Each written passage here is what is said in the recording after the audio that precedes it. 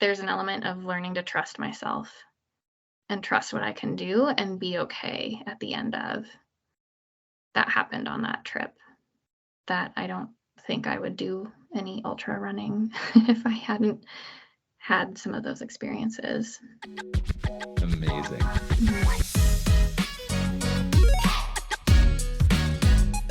Hey, welcome back to In Their Own Words Running Edition. Today we are joined for episode 4 by Sara Boughner. Sara was recently recognized by Leah Ling for being one of Leah's great friends through their physical therapy practices and through their running endeavors. In this episode, Sara and I explore the ups and downs of identity when pursuing our goals. Then we talk a little bit about current trends in ultra running, and then we jump into the 5 life questions. Let's kick it over to the interview, and I'll see you guys on the other side. Today I'm joined by Sara Boughner, who we recently heard honored by Leah. Thanks for being here today, Sara. Thanks for having me. Yeah, for sure. And we'll just jump right into it. And just to kind of kick things off, let us maybe kind of fill us in on where you're at in life. Yeah. So I live in Missoula, Montana, which is where I met Leah. We met in PT school. And I now am a practicing PT at a clinic here in town. I specialize in working with runners and endurance athletes, and then also in the world of pelvic health as well. And then I like to spend a lot of my time trail running. So that looks a lot like solo runs with friends, and then also some guiding that I do with a company that my husband owns and operates called Alpine Running Guides. So yeah, we do a lot of like trail running guiding as well. Yeah, fantastic. I actually think I recently came across Alpine. Is Erin coaching for them? Yeah. Or is she is? Yeah. Okay, fantastic. We started this with her. Oh, that's so cool. Yeah. Wonderful. So we've kind of like left Missoula and now we're like back in Missoula. So yeah. Missoula. Oh, that's great. Yeah. Very cool. Yeah. And then kind of tell us about the mental side of things. How is your mental health today? Today it's pretty good overall. I would say, yeah, mental health is always a constant stream for all of us. And, I have days that I struggle and days that feel better than others, but, I would say I get a lot of help from therapy and that helps me be more present with myself and those around me. And, I would say at least recently that is helping quite a bit for my current mental health state. Yeah. I want to try asking that question in a different way. Yeah. And that would be as you kind of step back and look at life over the last week to the last month. Mm-hmm. And then you kind of look at how your mental health has been, challenged, maybe gone up and down. Yeah. How does that kind of feel?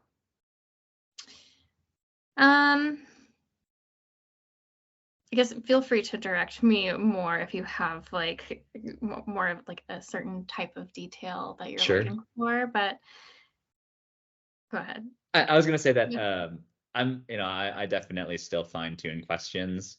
Mm-hmm. And the tricky thing about mental health is, honestly right now, yes, it's a big part of the national narrative, but mm-hmm. when we talk more specifically about it, there's not a ton of direction that we all have.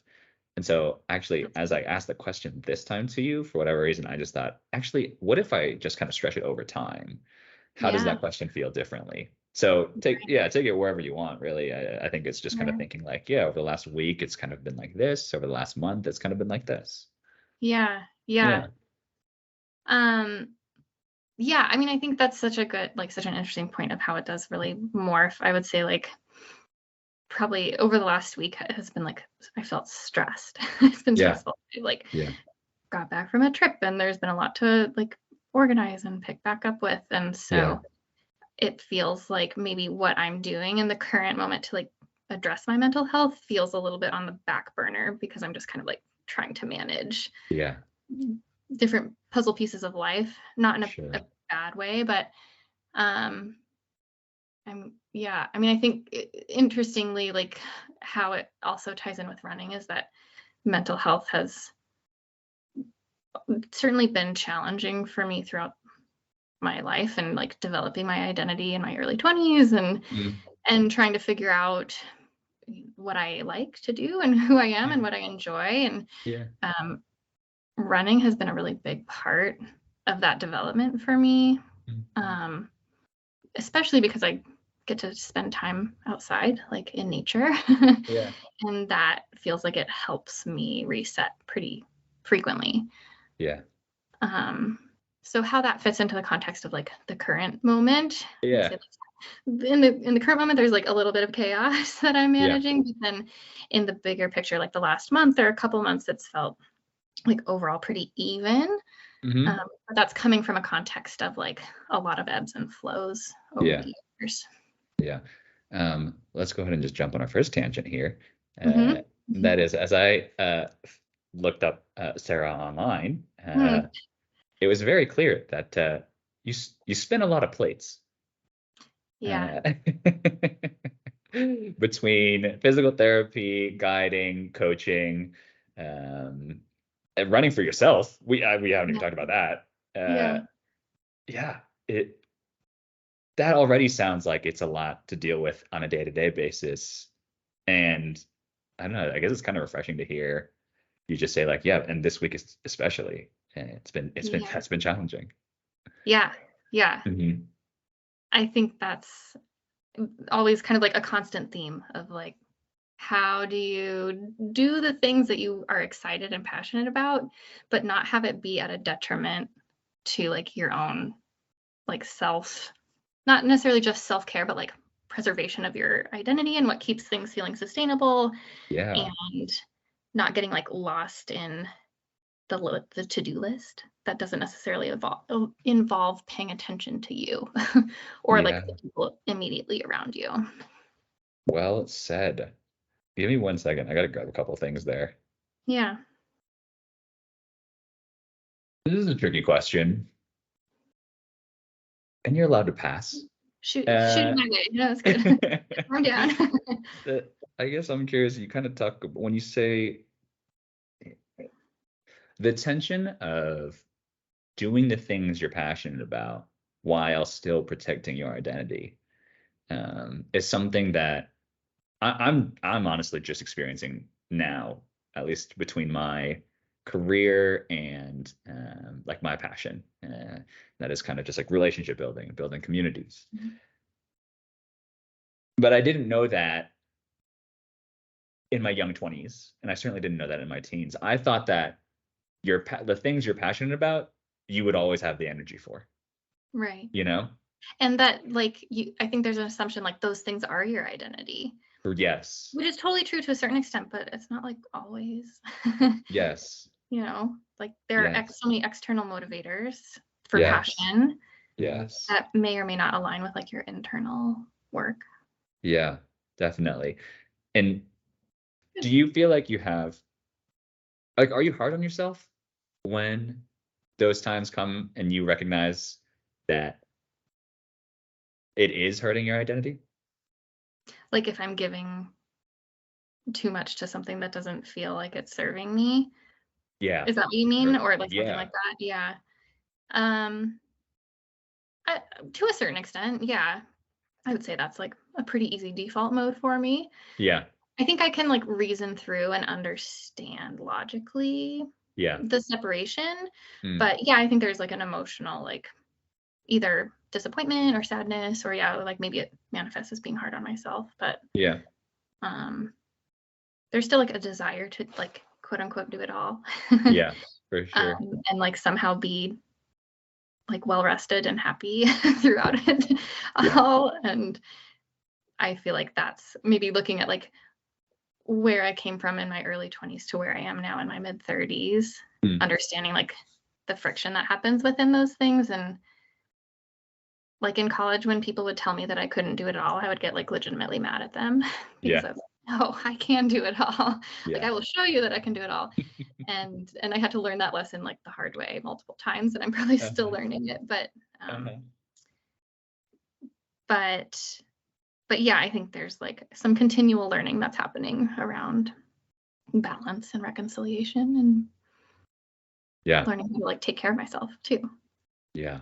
Yeah. Well said. Okay, we'll come back to all this. Yeah, sorry, I'm like, I don't know if this is quite what you were wanting I to talk love it. No, about. this is. I'll just go Um, there.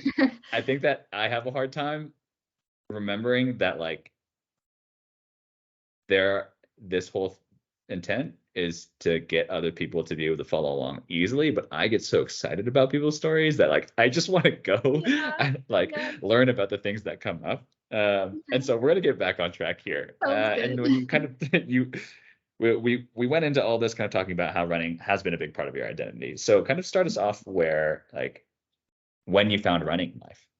Yeah. So in high school and college, I was a track and field athlete, but I was a jumper. I Mhm. did pole vaulting and triple jump, and I loved those sports so much. But I also really put a lot of pressure on myself to perform in those sports, which made them not as enjoyable in the big picture as I wanted them to be. Yeah. And it turns out that you don't just like keep pole vaulting for recreational fitness and fun when Yeah. you are done with Yeah. organized sport. And so when I graduated from college, I just essentially would like go to the gym and force myself to run for 30 minutes on the treadmill just because I felt like I needed to do something, not Yeah. because I really even wanted to do that, but Yeah. um, that was pretty miserable. I don't really love treadmills, but I eventually found my way outside and started running on trails and had a lot of friends from being in track and field who were Yeah. cross country runners as well. Mm. And so just like gradually started going on group runs with friends. And then once I really discovered kind of the like how it felt and how it filled up my soul to spend an hour or more just running around on the trails Yeah. outside. Yeah. I was pretty hooked. Yeah. And yeah, it's kind of led now to having that some component of running, but ideally on a trail be like Yeah. a really regular part of my life. Yeah. And can you tell us a little bit more about how you're involved with running today? Yeah, so I mentioned some of the guiding that I do with my husband's company. Um, I I like to train for longer races. I really find that I like doing ultras and kind of like the longer the better because I like to see a lot of different things. And it's like if you can be out all day looking at cool views, then that's even better. So I'll run a lot either on my own or with friends, but then I'll do the guiding and I'll also usually help out with like a trail running class that's organized by a local running nonprofit here in Missoula. And it's just a really fun way to get to meet new people and like hear their experiences with running and why they like Mm. it as well. Yeah. But I would say at the end of the day, I still really feel like my love for running comes from more from a love for being outside and being out Mm. there than it's like I must go for a run at all costs sort of Yeah. thing. Sure. Sure. Yeah. For the uninitiated, will you kind of tell us about, like, what's the difference between an ultra and, like, a long distance street run, for example? Yeah. On the technical side of things, an ultra race is anything that's longer than a marathon. Anything And longer than that? so you could Yeah. do like an ultra road race that's Uh-huh. longer than a marathon, or a trail race that's longer than a marathon. Um, and that's kind of like on the technical side of things, that's just like the easiest way to describe it. Easy But to and me, like, yeah, running on a street through a town is a yeah. completely different experience than running on a trail through the woods. Yeah. Yeah. For sure. Um, we'll get back to that. I'm kind of something that's made me curious about ultras, and I'm definitely new to them. Um, uh, as a fan, not Okay, I was as like, a have you done yeah, any? not as a runner. No, no, no, no. Is kind of when I look at the results and the scoreboards, it's a lot of people in their 30s and 40s that are towards the top. Hmm. And I feel like a lot of the mainstream sports, at least in the United States, like football, soccer, basketball, it just keeps getting younger and younger and younger. Hmm. And you see people, in their 20s are like at the top of the game. Yeah. Um, do you think that, like, this sport, like for ultras, is headed in that direction as well? Or is there something about it that's just like you build up the experience and it just takes that extra time to where this is a sport for those people in their 30s and 40s where like that's when they hit their stride Yeah, competitively. that's a really good question. I think there are a lot of factors that go Yeah, into the answer of that. So I don't know that I will like even brush the surface of why all sure. of that is Sure. true. Yeah. Um, what we definitely know about like ultra running is that there's like a difference between like your body's physiological peak and Uh-huh. then your like actual performance peak. Okay. And so even if you're past your like physiologic quote unquote prime, Yeah. there's still a lot of potential after that point in time to continue to improve, Okay. especially as an older athlete. Okay. Well, older in relation to like comparing people to, yeah, like whatever, young 20s or something like that. Right, right. Totally. So there's an element of that is a part of it. I also really feel like there's so much experience building that goes Yeah. into running these races well, that Mm. like every now and then you get a young athlete who's super talented and does really well at them, but on the like more general side Yeah. across the masses, you just like need to do them more Yeah. Yeah. in order, or have some sort of other kind of specific experience, like a lot Yeah. of backpacking or a lot of through hiking or something like that, that sets you up to know Okay. how to problem solve those Mm. races, because that's ultimately I think what an ultra, especially on a trail, an ultra race is like continual problem solving. And Sure. the more experience you get doing that problem solving, the better you'll like know your body and understand how it's going to react. Yeah. um, and you'll get that with time, and you just can't do enough races in a short enough time period to see that improvement happen quickly, because your Mm. body just, it needs more. You can't Needs do a to 100-mile recover. race every weekend, like Right. you will break very quickly. Yeah. Yeah. And so just the amount of time it takes to build up that experience Yeah. puts For people sure. in there. Yeah. That makes sense. Um, you're kind of in that competitive sweet spot window right now. And I wonder, like, yeah, what then kind of jumping on that, like what are you still learning about ultras right now? Yeah. um a lot. I mean, I think that's also the other appeal of it. It's like you're always going to learn something new with every Yeah. experience, Yeah. because like there will always be something that will go wrong and you'll always Okay. have to figure out how to manage it, and it's probably going to be something different every time. I think there's like a little bit of concurrent like, oh man, this is like kind of my prime, and I like, is this the best it, Yeah. like quote unquote the best it will Right. be, or Sure. will I get faster or better at this in my 40s or something like Hmm. that, which is Hmm. possible. You do see Totally. especially female Yeah. athletes continue to improve in their 40s. Right. But yeah, I think I'm always learning about my Yeah. body and what it what it will do well and what it will not do well, and Yeah. how to recover. Yeah. Um, but probably in the bigger picture, it's like, how do I manage my stress levels with my day-to-day life so that I can show up to the start line as like prepared as possible. That is very cool. That I makes haven't, sense. yes, it does. And people, I haven't heard anyone talk about that relationship so directly. Um, because I think it's very easy to think about performance staying within the boundaries of the time you commit to it. Mhm, Uh, right. So practice, training, mhm, perform, and yeah, the mhm, stage. Right. mhm, Um, and I think that people would be, I mean, at least my interpretation of it is people are reluctant to admit that other factors influence their performance. Um, because that may insinuate weakness. It may insinuate that they can't handle it, right? They're not ready for it. So mhm. yeah, it's Yeah. refreshing to hear you say that. Yeah. Well, and it's, I think you kind of bring up an interesting point of like, there's this culture of hard work. You just like Yes, work harder and harder and harder at everything you're doing. You will be yes, rewarded. right. And like, you won't be. You have to know when to stop or Yes. like take a rest day or whatever to And know that you can then be prepared. yeah, and you see that in a very real way with your profession, Yeah. Yeah.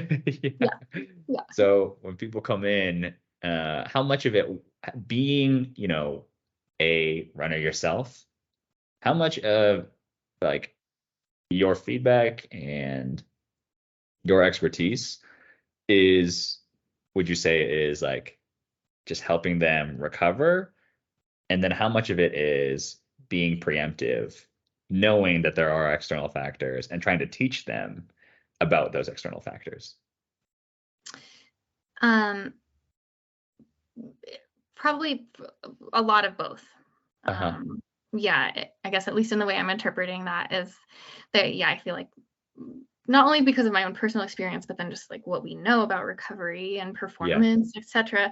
Like a lot of what I do is try to balance out like talking to people about when they're going to rest and recover Yeah. because they just aren't factoring that in to their Yeah. current routine. Yeah. And know like, yeah, like push here, work hard here, and then like all of that work is only as good as your ability to recover from it. Mm. Um, and sometimes there's like an element of like a lot of like really motivated, really like type A, like, it's like if you give them something to do, they're going to do it like the best that they can. And Yeah. so trying to teach some flexibility and like actually listening to your body instead of just like ignoring it and pushing Yeah. through. There's Yeah. a lot of that. But then certainly, yeah, like you can't ignore the external factors and just pretend Yeah. like they don't exist. Yeah. And you do your best to prepare for those things too. That's something that I would not expect to hear. I mean, in a physical therapy session, like I've been in a couple, but purely from a recovery standpoint, not so much from a, here are some things to work on. It's always been focused on, here's some exercises, right? Here's some things to work on. Let me know how things are improving.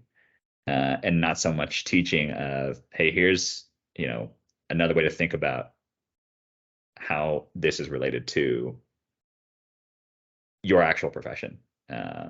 So yeah, that's just Mhm. cool. Yeah, yeah, and it is certainly specific to like working with that population, like working with endurance athletes is going to be a different conversation than Right. even a different sport, but a lot of those same principles still apply. Yeah. Now that we've got some pieces of Sara here, we've got the trail running, the teaching, coaching, physical therapy. Once again, just rattling these off. Everything seems to be very interconnected.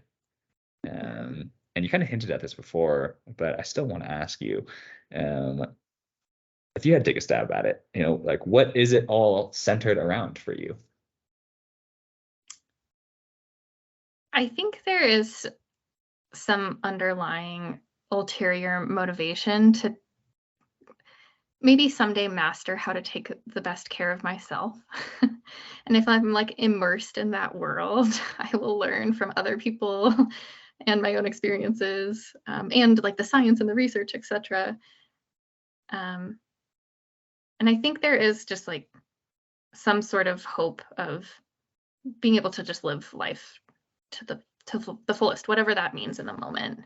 Hmm. Um, and maybe there is also some rooted like habits in the past that I'm learning how to like connect with in a healthier way, or just just take the best care of myself I can. But Yeah. it is interesting because I feel like what you're saying is very externally focused, in which I'm like doing all these things with other people, but how Yeah. much of the Right. work is being done for myself, I don't That's a know. great point. Yeah, Yeah. that's a great point. Um, okay, well, we're gonna go to our last question, kind of about like the running section here, and then we're gonna start to peel the layers back. But this last question is to kind of, if you would be so kind, paint a picture for us of what your ideal run would be. What's the distance? Where is it? What's the climate? Um, who is anybody there with you? Yeah, just kind of tell us what the ideal run is. Yeah. Um, in my current world, my ideal run involves being out with a group of friends, not too many because I want to be safe about it, but a group of close friends, going out into the mountains, probably in Montana, but any mountain would do. And it's kind of like a full day, or just at least a run without a time agenda. So you can just take each section of it and enjoy it completely. There would be a section where we're like starting out at a trailhead and we're going up a trail, and then we'd hit a point where we'd actually go off the trail and we would like scramble on the rocks and make our way up eventually to the peak of the mountain. We'd get a really great view and enjoy some snacks at the top of the mountain. Yeah. And then we'd turn around and like dance on the rocks down, hit the trail again, and roll back into the finish. That's like my perfect day. Yeah, that's beautiful. And after a big run like that, this is the question that I really love to get the answers to. I feel like I get secrets to people's stories on this one. After a big run like that, let's just say, time to go eat something. What is going to be that satiating, like, let's go grab this? Yeah, I feel like I will always want like a super thick milkshake. Nice. And then like chips and salsa. Oh yeah. Like Something as to just much kind as of keep grazing on. yeah. Yeah. Yeah. The sweet and the salty. Nice. All right. Well, that gives us some great context for Sarah. And I definitely got a little distracted on this one because I got so excited by some of the details that we will get back to in just a moment. But first, we're going to hear a message from Leah. Dear Sarah, I honor you for your integrity. One time I was reading this article on irunfar.com, and it was about the concept of being a moral exemplar in running and in life. And when I read that article, I thought of you. I never told you about it, but I just think that you have so much strength and authenticity in your personal relationships and your career as a PT, and also in your running life and your love for being active, that I really admire and strive to be. I've so enjoyed all the adventures that we've gotten to go on together throughout the years, whether that's what we always wanted to be, which is a big old long run in Glacier National Park, or it's what we don't want it to be, which is driving up a perilous road to go cross-country skiing in the rain, and then deciding not to cross-country ski, and then sliding down the road in the ice in separate cars. All of these adventures with you have just been so wonderful, and I really appreciate your ability to find the humor in even miserable situations. When I was pacing you for just 1 mile at the Run Rabbit Run 100 this past fall, and we managed to get lost because you convinced me that a sign had been turned around, even though it definitely hadn't been turned around, and you were just confused, but I let you go with it. So anyways, I just really miss having you as an adventure buddy as I'm down here in Utah, and I hope for many, many adventures together in the future.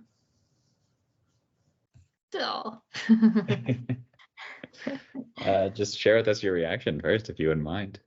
Oh, well, I'm just like very touched, and it's just so sweet. Leah has been such a dear friend. We've had so many, as she alluded to, so many incredible adventures together, and it's really a special thing when you get to have like somebody you can know you're going to trust, and you have adventure like that, and you know it's going to be a good day no matter what. So yeah, very, very touching.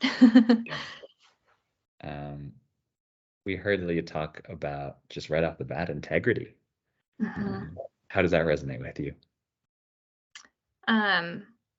It also feels like it hit, like it struck a chord, hit home, because I think that's something that I really value in people, and probably want to like strive to for myself. And I thought it was interesting that she said like authenticity, because that's like when I was thinking about what are my core values, that was one of the things that I wrote down. Like when people communicate with you in an authentic way, I feel like it helps you be more in touch with like being a human being, because it's like, this is real. Yeah. We're going to say something real and not just like pretend. that everything's different than what it is. We're gonna dive into values in just a second, as you alluded to, but I think something I need to really give you the chance to defend is based on that story that we heard at the end. Should you be guiding? Is that, I know, is there anything that you want to say to just kind of Wait, to defend be fair, yourself? this was like mile 60 of a 100-mile race where I was running by myself. The funny thing is, a friend even warned me of that sign. He was like, don't miss that sign. You're going to be confused. And I was just so sure. It's like, no, we go this way. They must have turned the sign around. Pretty valid concern there. But that doesn't happen on the tours, right? No. Yeah, no. yeah. When I'm responsible for the course marking, we know where we're going. Oh, that's fantastic. So That was so funny. great. Like when you told me you got back from guiding, that just cracked me up because that was the last thing I heard about Sarah. You So heard it's about like, me? You're oh, like, God. oh, this girl doesn't know where she's going ever. She should not be the one leading people. Yeah. Great. Or we could just blame Leah for not knowing the path. So yeah, we could just throw it on her if you want. Yeah, totally. All right. Well, yes, now we're going to start peeling the layers back, and this is where it gets fun for me. But yes, Sarah, if you'd be so kind, share with us, or let me set it up a little better than that. I love to talk to people about values because I think the values are those things that we do just because they are the most fulfilling for our time, right? And it's always so fun for me to get to learn about other people's values and then see maybe how I can try that on for this week or the next week. So yeah, with that, Sarah, what are your top 3 core values? My top 3, at least at the moment, are authenticity, generosity, and stewardship. I feel like I could have kept going for a long time with a lot of other words, but I felt like those captured the heart of it for me. Yeah, you told us a little bit about authenticity. Feel free to add a Mhm. little more if you'd like there, but would love to also hear how, generosity and stewardship are very personal to you. I think that there's something really special about being willing to give of yourself, which we can go back to previous conversation and dissect that, but when you're willing to maybe figure out a way that it makes sense to be present with somebody else and like be generous for what they need, that feels it feels really good, and it feels like maybe I can connect more with my own self in that moment, and we could all, I don't know, I just feel like the world needs as much generosity from each other as we can get. Yeah. And I think probably the sense of stewardship ties in with a lot of similar themes of both authenticity and generosity, but it's just the thought that there's more than just me and there's more than just us, and if we can consider other people in our actions and our decisions and try to make the world around us that much more enjoyable for those who come after or who are currently with us, then Yeah. it just feels like there could be a lot of preservation of the things that we love and we want to share with those who are going to come to that path after us. Random question. How would you describe the difference between, or the relationship between stewardship and legacy? That's a good question. In my mind, to me, legacy feels a little more self-serving of what do I want somebody to remember about me and what I did, whereas stewardship is something that you are doing for the experience of the person who's coming after you. Yeah. And considering what their experience is, not what I did about it. Yeah. If I had to try to ask a question then right in between those two, I'm curious then at the end of your interactions with others, where you are, consciously trying to be a good steward. How do you want to make people feel?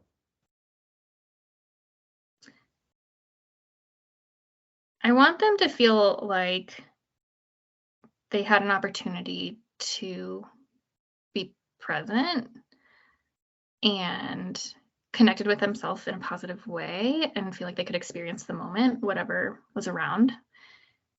And if I can be a part of helping that connection happen, then I'm really excited and I leave feeling Yeah. happy.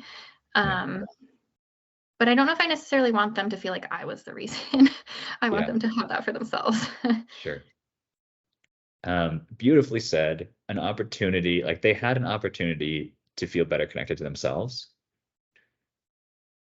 That then I want to draw back from a comment you made earlier at a previous time in life when you had to learn that you can't do it all.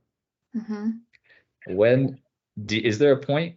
Is there an inflection point in your life where you can kind of look back and say, it was around that time when doing everything, like you were aware that doing everything wasn't helping you, I guess, be present in that way of getting to know yourself better?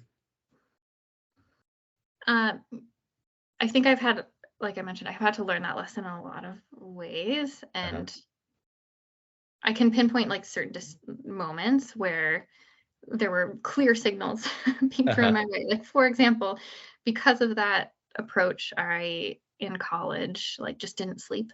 And then I got a kidney infection and I ended up in the hospital because my body was literally like, nope, Yeah. you're not allowed to do that. Yeah. But I think I still didn't like emotionally accept it at that point Yeah. in time. I was just like, okay, I have to figure out how to sleep more. Yeah. But I think I've had to learn that in a lot of different ways with maybe, I went to PT school when I was 28 and had to relearn how to balance being in grad school and try to take care of myself. And there were times where I just realized I have to prioritize. Like I have to prioritize my run. Yeah. That might mean I'm not going to study as much as I feel like I should for this test, but I will show up with the ability to think because Yes. I slept a full night Yes. and I went for my run. Um, And so I think having those like little lessons along the way, and then now being in a profession where I'm like speaking it Yeah. often to many Yeah. different people, Yeah. still trying to learn it for myself, but Right. it's better than it used to be. Yeah. Yeah. That's fantastic. That's all we can hope for from ourselves, right? Totally. I would love to repeat this interview in like 10 years. Yeah. You tell me, listen to this and be like, okay, what did you I think about that? I get that a lot, and like, honestly, it kind of gives me a little sense of warmth because for me, I I mean, I think a good question is one where the answer changes over time, right? But Mhm. you can ask it the same exact way, and the answer changes over time. Yeah. And some people will even say, like, you know what? I think I would have answered that differently last week. And I love that when people are just like that. Honestly, like just that in tune with themselves to be able to say, oh man, last week this is not what I would have said, right? Like good for them, right? Yeah. So yeah, I love that Cool. your mind goes there. But yeah. Good. Uh, okay, we're gonna peel another layer back now, and that is then kind of talking about fears. Mhm. Where are your fears in life? This is an interesting one to think about. There's so many layers, I think, to it, but the things that kind of like really come up at the bottom of fears for me are a fear of either holding myself back or not getting an opportunity to feel like I've been able to live my life to the fullest. I don't mean that to say it's like you have to do a ton of things or um, accomplish a really big list of accolades, but more just like I want to hang out with my dog and be like as excited to be hanging out with my dog as possible in that moment. So Yeah. I guess yeah, maybe a fear that I like won't be present and appreciate life Mm. both day to day and in the big picture. Mm. I think I have a fear of losing touch with uh, creativity. I was a studio art major in undergrad. I did a lot of art when I was a teenager and through my early 20s, and it's not as much of a part of my life anymore. And I think I'd be very sad if I never reconnected with that. Yeah. Um, and I think I have a fear, kind of the last one that comes to mind is that I have a fear of either not getting a chance to grow old, but even more so, I'm fearful of growing old and not appreciating it. Not appreciating is it the journey or when you are old? The journey and like being old too. I know it's going to hurt. I Yeah. know it's not going to feel good, but I Yeah. think I see and I talk to a lot of people who almost are in this disdainful mindset of their age. Mm, You can tell that they're so unhappy just because of their age. And yeah. there's like this value of youth that equals Mm, happiness. And so I think that I have some fear around like I mean I just don't want that. yeah. I want to be able to be old and appreciate that I'm old. Got you. Do you see a lot of that through your practice at work? Not as much there. Uh-huh. Maybe just in other facets of life, but Yeah. I tend to see people who are a little younger in Yeah. the population that I typically work with. So, Yeah. but certainly yes, there has been some examples of that in my work. Yeah. that Can I I've ask watched. where you see this in life? I'm thinking for myself and I'm just thinking like, yeah, I guess I don't, my routines don't run into a lot of people who are Mhm, at an age where um, like aging might be their top fear. Uh, mhm, yeah.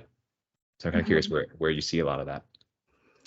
Um, I see it mostly in like parental figures.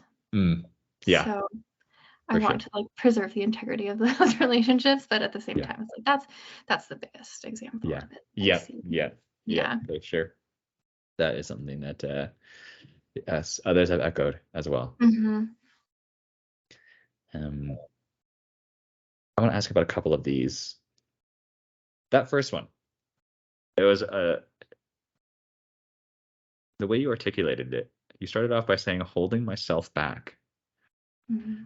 Um, what an interesting way of setting that up, because I mean, we kind of talked about before the tendency that people can have to be hard on themselves, but it's almost like you're you started by blaming yourself. Hmm. So I'm curious on the other side of that is like, how do you combat that? Because you're clearly aware of it like being very personal to you. Hmm. So how do you combat that? How do you track progress even maybe? Yeah. It might be rooted in the tendency to overdo. And so then if I don't have the capacity to be fully present with whatever it is I'm wanting to be fully present with, then I feel like it's easy for me to say, like, I put myself in that situation. Yeah. And so, how can I be more mindful in the choices I make for how I spend my time and my energy Yeah. so that I'm not essentially just spread too thin and I can't show up? Yeah. Um, that's probably mostly at the heart of it. And so, I would mark progress by observing, like, did I learn how to say no to something? And then use that Yeah. in a way of like, oh, now I have some energy to do this thing or that thing instead, or like be more present in a relationship or something like that. Yeah. Those marks, are they, So yeah, I'm curious, are they mostly mental notes or do you track them physically? no, I don't track them physically, but maybe that would be a good thing to do Yeah. in some form or fashion. Sure. Yeah. Yeah. Yeah. So in the interest of time, I'll just ask about one more here. And we're more just gonna spend a little time to celebrate. What is the form of that studio art that yeah, you spent a lot of time in already? Um, I did about 4 years of high school, or yeah, all 4 years of high school I did ceramics. Okay. and just love working with clay. Yeah. But then when I went to college, they didn't have ceramics as a part of their art department, so I did a lot of printmaking, Yeah. which was really, really cool. Yeah. And it really ended up morphing into more of like, what is the message you want to say? And then how do you express the message, as opposed to Yeah. like, I am a painter or I am a potter or something like that. Yes. Just like more Right. conceptually based. Yeah. Yeah. Yeah. When was the last time you got to do something like that? Well, I was very proud of myself. I signed up for a ceramics class Yeah. in January and February, and Yeah. we'll continue to do some of that. And yeah, it's been like, oh, I've been a broken record for years, being like, I should Yeah. sign up for this thing that I know would Yeah. make me happy, and I finally did it. My husband was very Yes. supportive. He was like, do it, go now. Yeah. So yeah. Yeah. Yes, that's fantastic. I'm very happy to hear that for you. Thank Yeah. you. Yeah. All right. Well, I enjoy asking about fears because it speaks to the fact that everybody's going through something in life. But on the flip side of that, I think that when it comes to our successes, we are also not all that we appear to be. So the next question is, what is something that you are proud of that not a lot of people would know about? This is a good one. It's a hard one for me. I really struggle to think of something like that. Take your Um, time. yeah,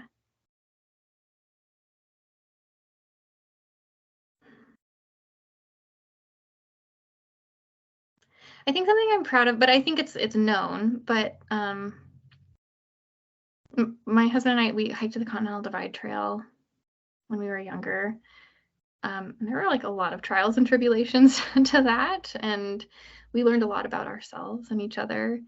Um, but I think just navigating something like that with somebody else, I mean, it's a whole other bear to do it by yourself, but also challenging to do it with somebody else. And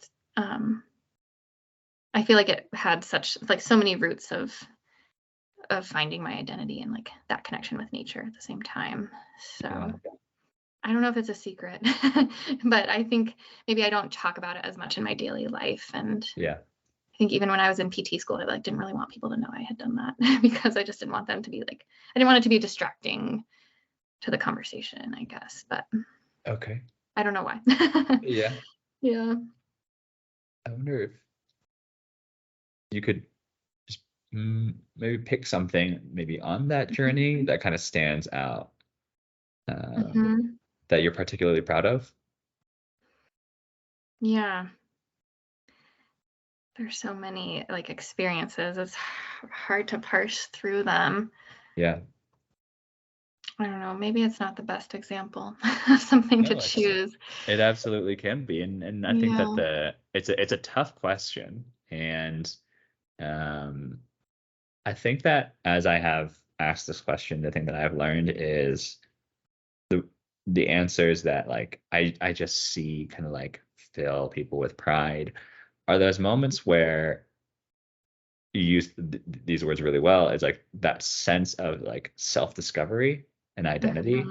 was just much greater than expected. Doesn't Hmm. mean that it was like could impress upon the president of the United States, right? It was just that like, oh, I didn't expect that to happen. I didn't know that about myself. Yeah. um so yeah. Is there Yeah. anything kind of does that? Yeah. Yeah. No, that's really helpful and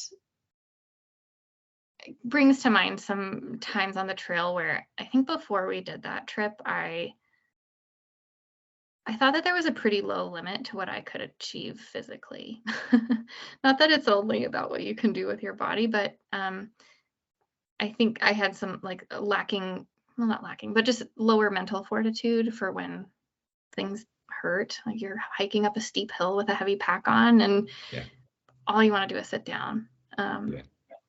And the process of doing that over and over again, and like literally crying for many of the first hills that we went up, and really like dreading them, Yeah. and being like, oh no, there's a mountain that we have to climb tomorrow, and like anticipating it and feeling so nervous about it, and then doing that enough to realize like, okay, I can learn how to pace myself, and I can learn that it's gonna hurt, but I can make it to the top, and then I can keep going, and then I can do that day after day after day. Yeah.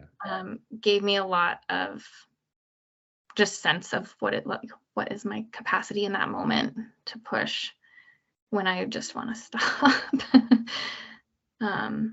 Which is interesting because it's like a little counterintuitive to some of the other things we've talked about, but I think there's an element of learning to trust myself and trust what I can do and be okay at the end of that. Happened on that trip,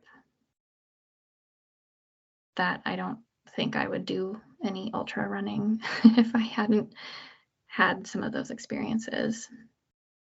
Amazing. Mm-hmm. So that was a hell of an answer. Oh, thank you. That was a beautiful answer.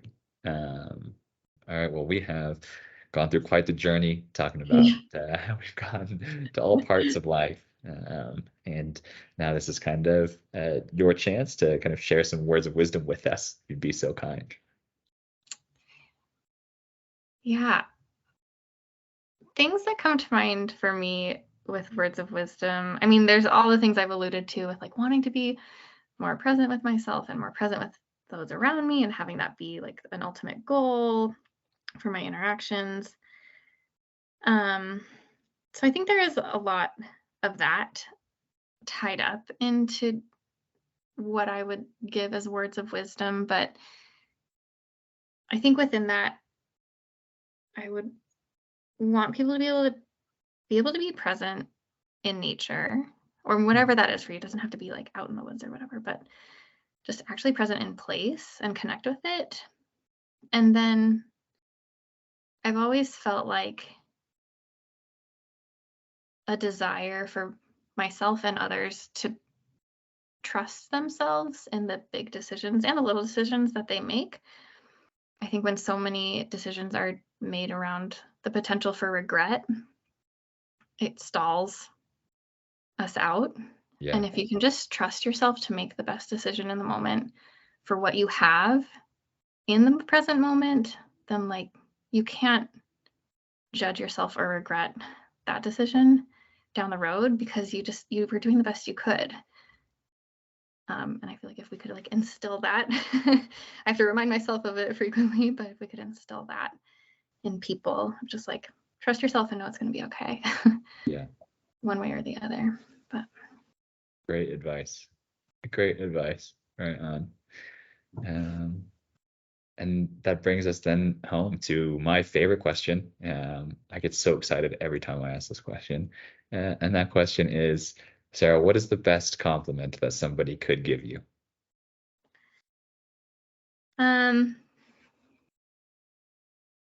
I think I would love hearing this from other people too, but although it's funny that I like struggle with it for myself as well. There's something that's always resonated with me, and I do still want there to be like being genuine and authentic within this, but there was somebody when I was growing up who they were honoring like their grandmother who had just passed away, and they said something along the lines of, she never had anything bad or mean to say about others. Mm, And I've always just had such respect for that. I don't want it to be in a way that you're like denying reality or being like toxically positive or whatever, but just that thought that that's how that person was being remembered really struck a chord with me. yeah. I thought that was a pretty neat compliment to receive. Yeah. All right. Is it all right if I just kind of give a little summary here of Mhm. Sarah's story as we heard? Sure. I used to do this just like on the outros, but now I just do it with the people. Oh, very cool. Yeah. Um, for me, sorry, give me 2 more seconds. I just want to make sure that. I may just turn on this light real quick. Yeah.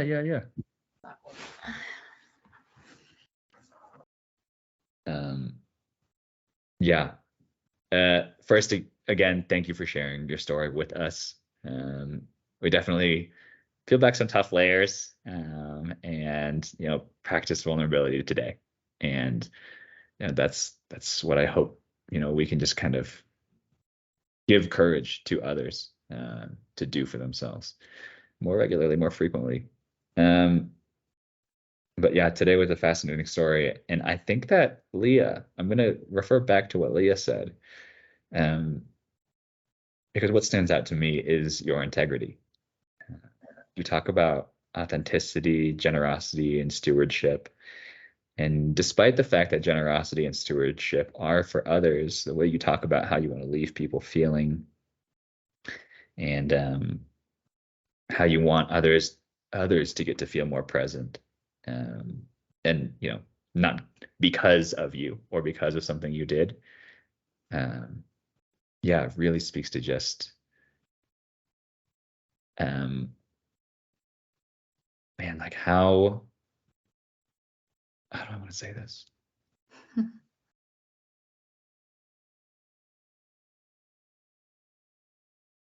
How you bring your best self to your environments without comparison, without measuring to others.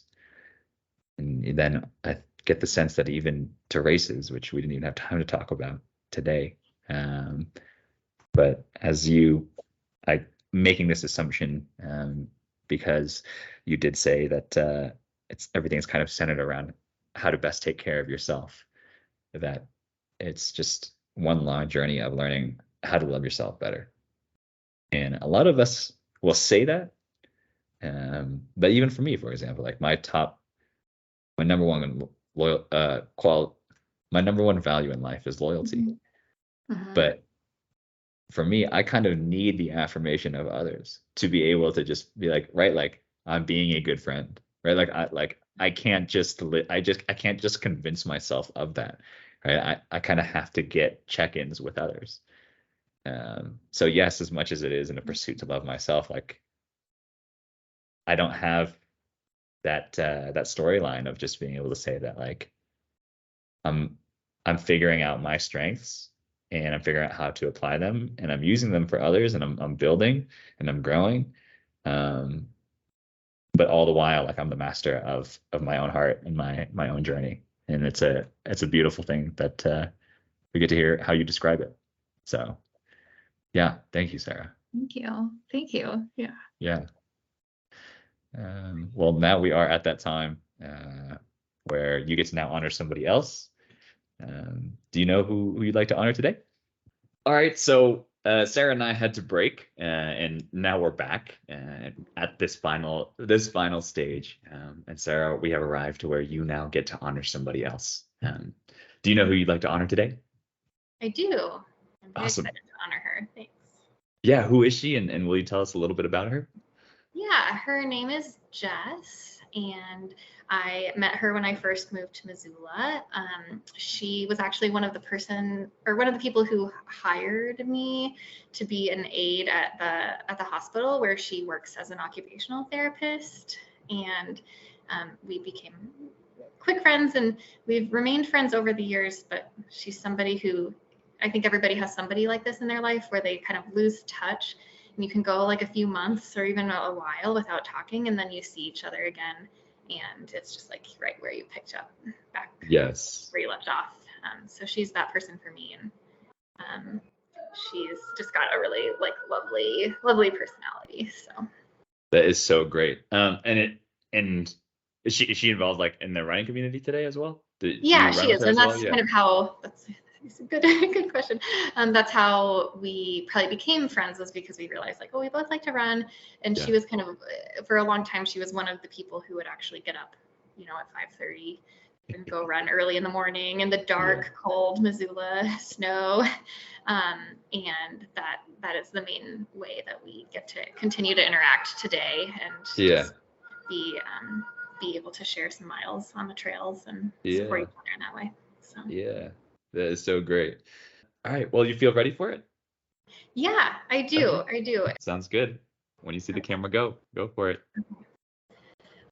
Jess, I would like to honor you for your steadfastness, your reliability, and your loyalty to your friends and your people in your life. Ever since I met you, you had such a groundedness to your nature that initially made me want to be your friend. And I think after the last 8 years of being friends and being able to run together, periodically throughout that time, you are one of the people that I know I can trust and rely on, really no matter what. And I want you to know how appreciated that is to have somebody like that in your life. It's amazing when you can not see somebody for a little while and then see them again and pick up right where you left off. And I think that is special. I love that you will show up no matter what, even if it's really, really cold and dark and windy for a run. That is a true mark of being able to be there for somebody, and I appreciate that. I can always rely on you to be there for me, to give me company in the darkness, and to go on really beautiful runs and share some special miles on the trail together. One of my favorite recent memories of you was when we were running and I told you I had signed up for a ceramics class, which I haven't done that in a long time. And you literally jumped for joy in the middle of the run. And as you did that, I just had this moment where I felt like everybody should have a friend who is willing to jump for joy and celebrate when they do something for themselves that they needed to do. It didn't even involve you. So thank you for being you. I could not imagine my life in Missoula without you. And I want you to know how much I have appreciated all of your giving nature and kindness and support over the last 8 years. Thanks again to Sara for sharing her story with us on today's episode. Sara gave me a lot to think about, of which I'm going to elaborate a little bit on now. First, how challenging it is to balance self-awareness with growth. And here's my rub. I don't trust people who don't take notes in life. There's an expression I like that goes, if you have vague expectations, expect vague results. I think that if people aren't taking notes about who they are becoming, let's just say I think doing so is a way of continuing to love yourself. The second thing I liked listening to Sara talk about was acknowledging the challenges of our ever-changing circumstances. Sara said, I want to appreciate that I'm old. The world likes to project that being young forever is the key to happiness. But I love how Sara is actively thinking about how to appreciate whatever age she will be when she gets there. I don't think it's going to be as easy as being youthful because we want to be. And hopefully we'll get to talk to more people and find out. Those were a couple of things that kept running through my mind after my conversation with Sara. But I'd love to hear what stood out to you. Let me know in the comments. And remember, it's never a bad time to reconnect with someone that you've been meaning to reach out to. See you guys in the next one.